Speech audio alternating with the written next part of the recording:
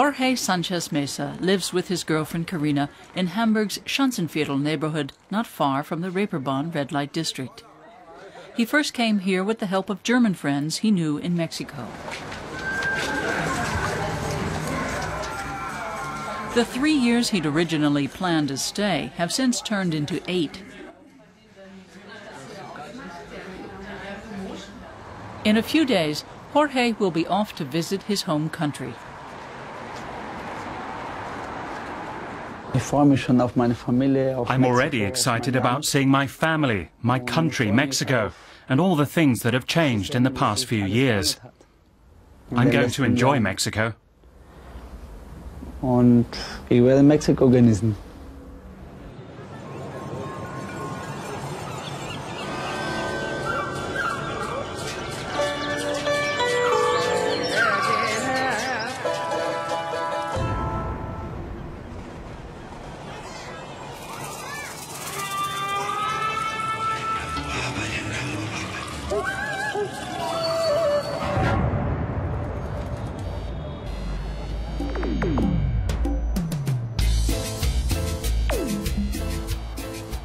The journey begins in the heart of Mexico at an altitude of 2,200 meters in Mexico City. Jorge's family lives 20 kilometers east of the center of this megalopolis. The first people of modern times to settle in Nezahualcóyotl came in the 1950s. Since then, it has grown into a city of 2 million people. The settlers came from every corner of Mexico in search of jobs and prosperity. The poor generally settle at the edges of Mexico City first. This is where Jorge grew up.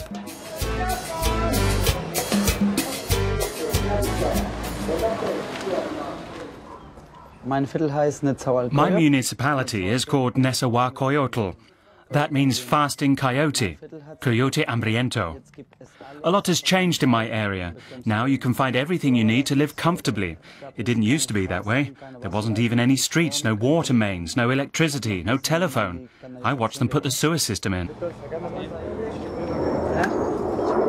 Jorge has had friends in the neighborhood since he was little, and they still remember him. They still see him as one of their own. The more the area was developed, the more expensive living got here, and the safer it got too. It looks better than it did, better than ugly bare stones. First came the people, then came the infrastructure, and last came the laws that govern life here. Jorge's family moved here around 1980.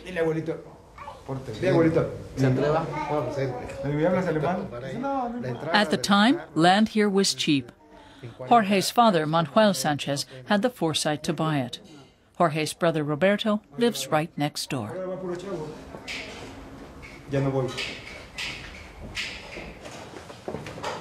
Now the Sanchez family is part of the local middle class. They run fruit stands at markets around Mexico City.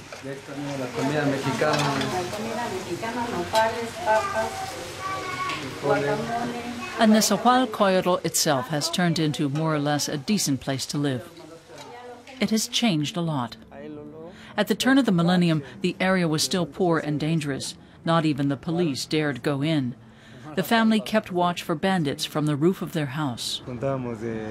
We were 8 to 10 neighbors, and we divided ourselves into 2 groups to keep an eye on passers-by in the street from both sides. We had flashlights, reflectors, walkie-talkies and binoculars, and we set up an alarm system. The police offered no protection at all. There are so many dogs in my neighborhood, and there's betting on dog fights too. 10 years ago there was dog fighting on every corner. Now it's illegal, and you don't see that anymore. What you do see are dog owners training their animals in the median strip of a major traffic artery. They're members of a club. What they're doing is quite legal. They're training their dogs to defend, not to attack. Dog owner Raul Dorantes insists it's all above board. In Mexico, there's been great progress in finding ways to use animals to sniff out narcotics, or hidden cash, or corpses, or even living persons in search and rescue operations.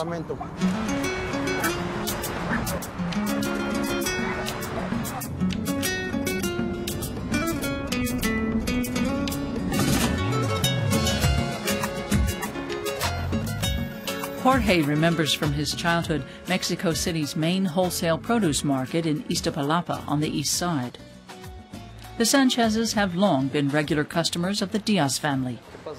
As soon as Jorge got his driver's license at the age of 15, he started coming here every day to load oranges onto his truck and haul them to his parents' fruit stands at the retail markets. Salvador Diaz tells Jorge that business hasn't been good. Sometimes we used to sell 10 truckloads a day. Now it's more like 7 a week. Demand has been drying up because Mexican consumers have less money in their pockets and groceries are more expensive. Mexico's economy is closely bound to that of the United States, and it's been hit hard by the economic crisis. The halls are empty.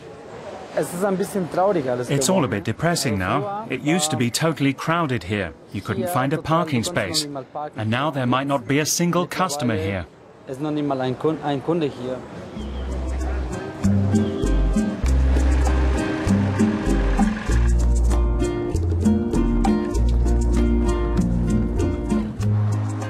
Jorge sets off with his brother Roberto on a journey through central Mexico.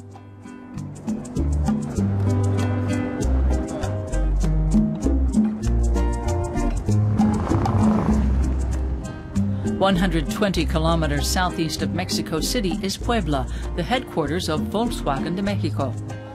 The city's known for its colonial architecture. As soon as you enter the city, you see hundreds of churches. Every street has a church on it.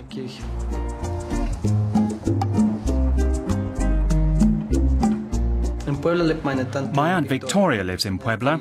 She's my father's cousin, and I always go to see her when I'm in Mexico.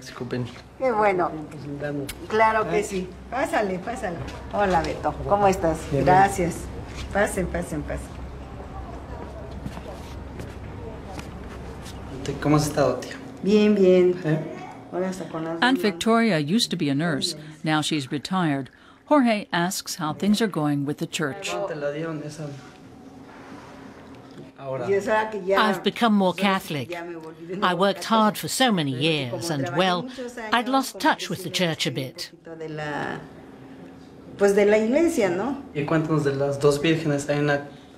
Jorge's father comes from Puebla, so he's got a lot of close and distant relatives in this city of churches.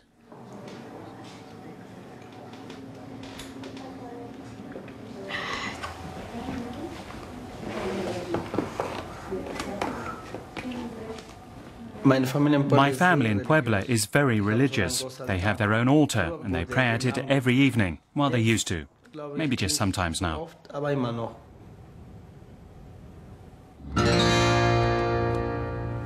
The road from Puebla to the coast of the Gulf of Mexico is jammed bumper to bumper with trucks. A stretch of the highway they would normally use is closed, just a few days before a hurricane swept across the state of Veracruz. Jorge drives on to Soledad de Doblado to see his cousin Carlos.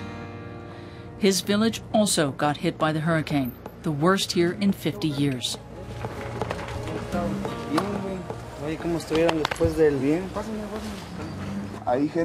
There are people who didn't have any damage at all. In Veracruz, for example, where lots of people have big houses. They work at the airport or in banks. But the ones who live on farms here have small houses with only 1 or 2 rooms. They lost everything. So there are people with nothing left, no clothes, no water, nothing.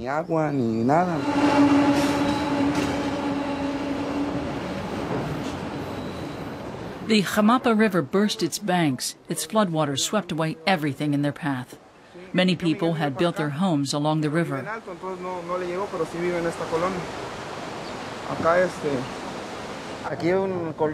The flood washed away the wall of a school. All the materials and equipment the students had is down the spout. The flood was pretty bad. Was anyone injured in these buildings? Only one person, because of a tree that fell on his tin roof.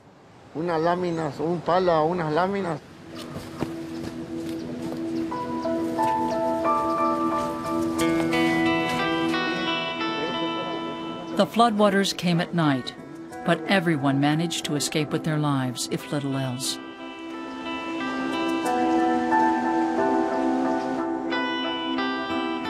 Now the houses, or what's left of them, stand empty. Paco's job is to keep an eye on them.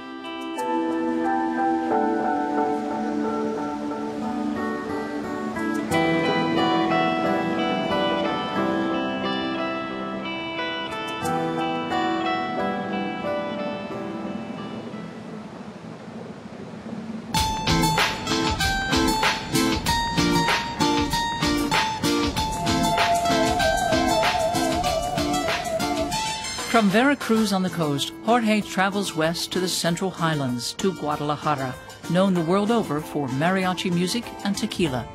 But Jorge's come looking for something else.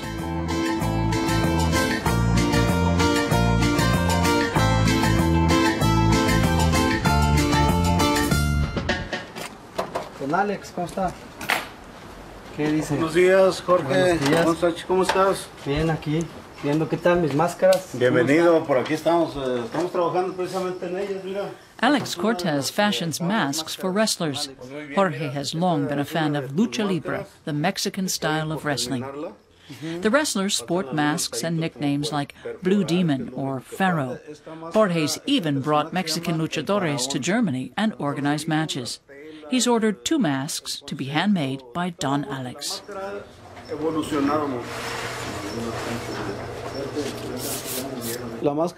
To me, the mask personifies the wrestler who wears it. It allows him to preserve his real personality behind a secret identity. In fact, the wrestler undergoes a transformation the moment he dons the mask. It brings out his courage. El luchador cuando se enmascara sufre una transformación. Hay un valor más acentuado.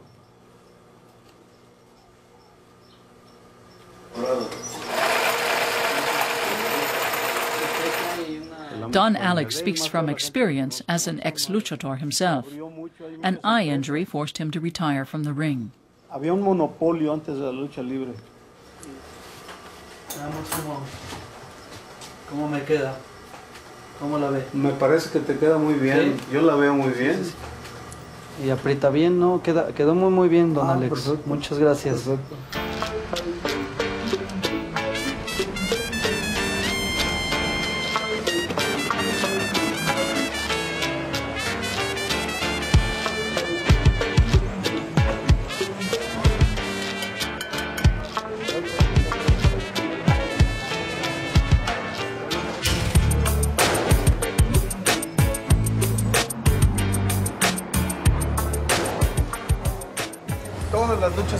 Every match has its risks.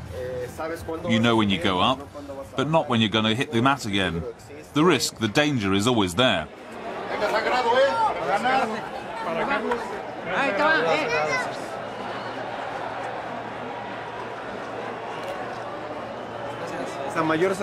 The greatest satisfaction and the best reward is when people recognize you and like you, and they like the same things about it that you do.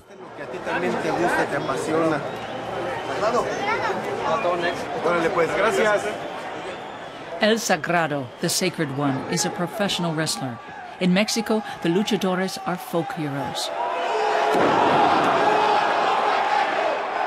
Lucha Libre is a spectacle for the masses, a combination of show and martial arts.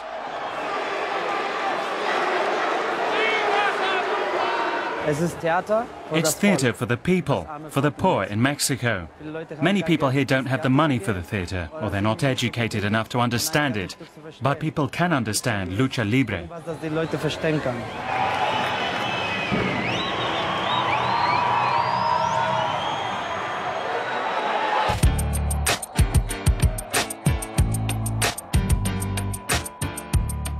El Sagrado travels from city to city, arena to arena, with matches almost every evening.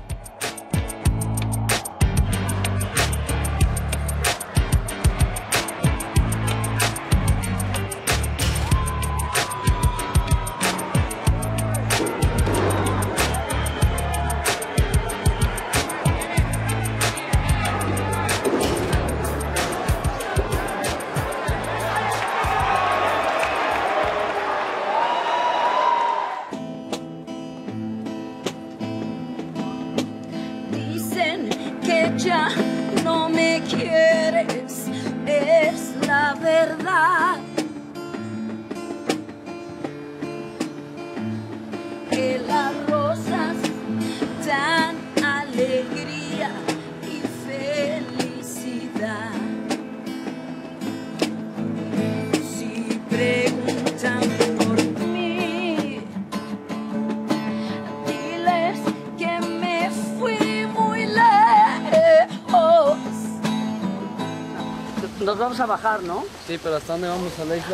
Kenny. I've known Kenny for a few years now, and I admire her. She's a strong woman. Diese starke Frau.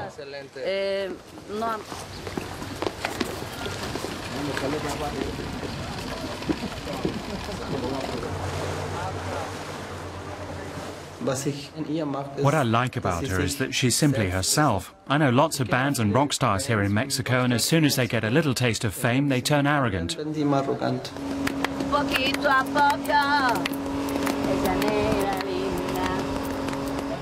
Kenny is the lead singer and frontwoman for Kenny y los Eléctricos. They've had a successful career stretching over 30 years.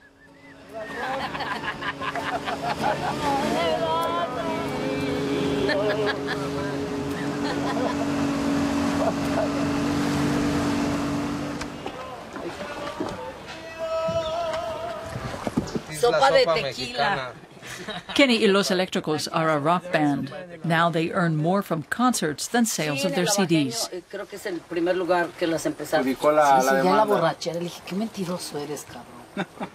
It's more interesting for us to play in the United States than in Mexico. There are many, many Latinos in the US, and obviously they pay more too. They pay in dollars.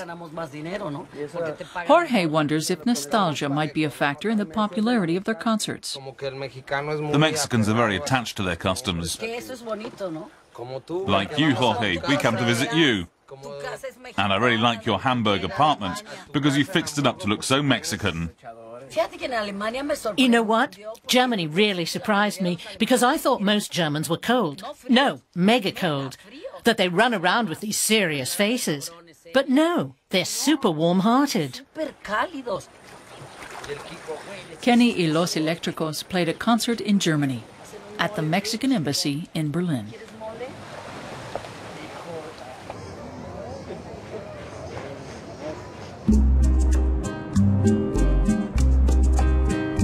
With street smarts and common sense, a person can live quite well in Mexico.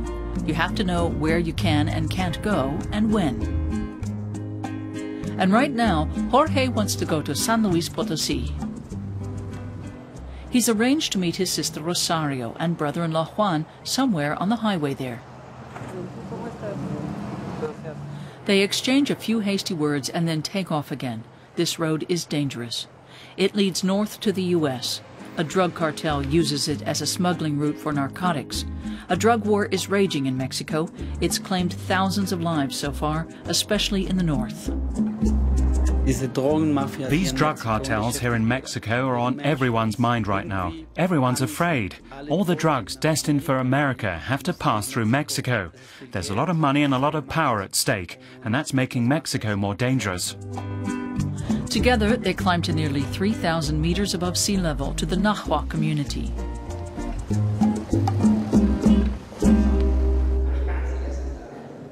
Rosario and her husband Juan work for an organization that plans and carries out projects with the Nahua, who are Mexico's largest indigenous community.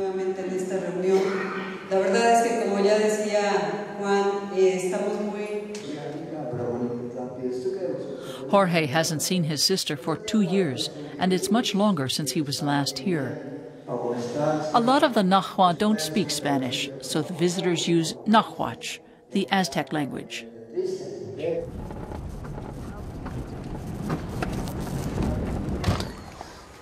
This comunidad took possession of this land on March the 3rd, 1988, with the help of my sister. The people here are fighters, and they fought for this ground. They need space to live, to survive.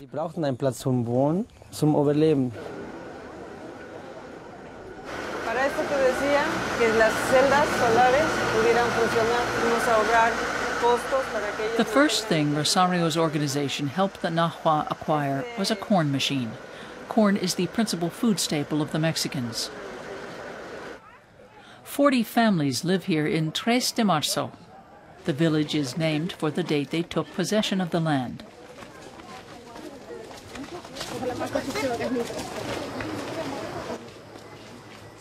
The community is entirely self-sustaining.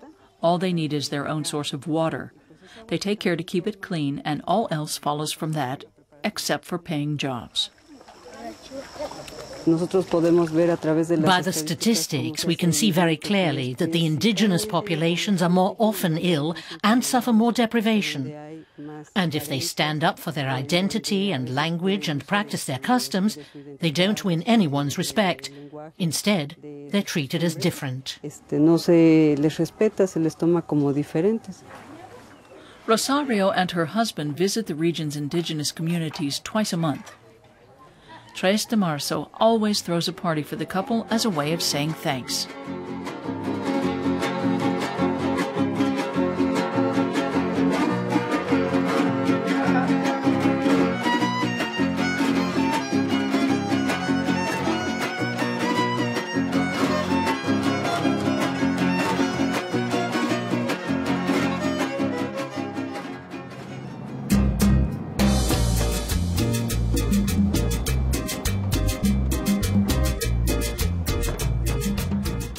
In Coyoacán, on the south side of Mexico City, stands the Estadio Azteca, the Aztec Stadium.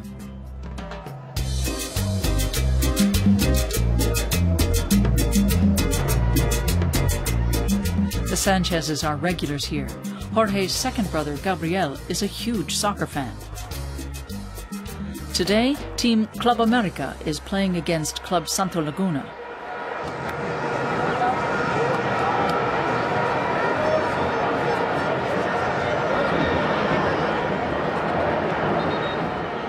This time, Jorge is not here so much to see the game as to see his Aunt Marie Carmen for the first time in 2 years.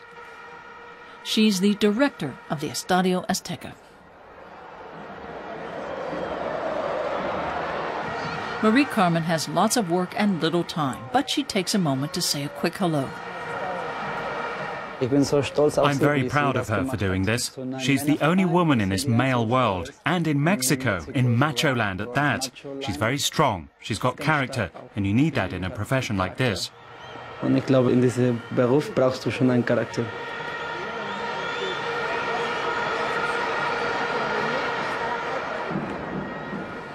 The Coloso Estadio Azteca, with its more than 100,000 seats, is legendary. Finals for the 1970 and 1986 FIFA World Cups were played here.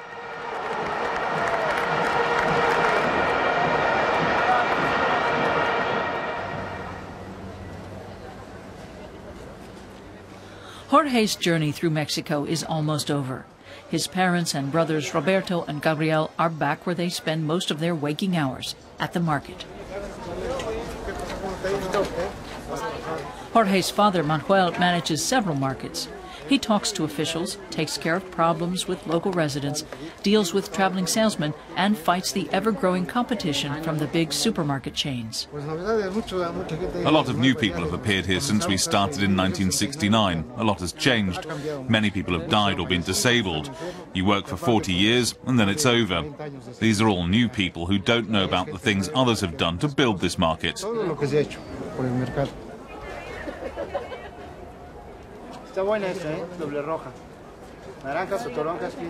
Jorge grew up with the market. In many ways, he shares his past with it.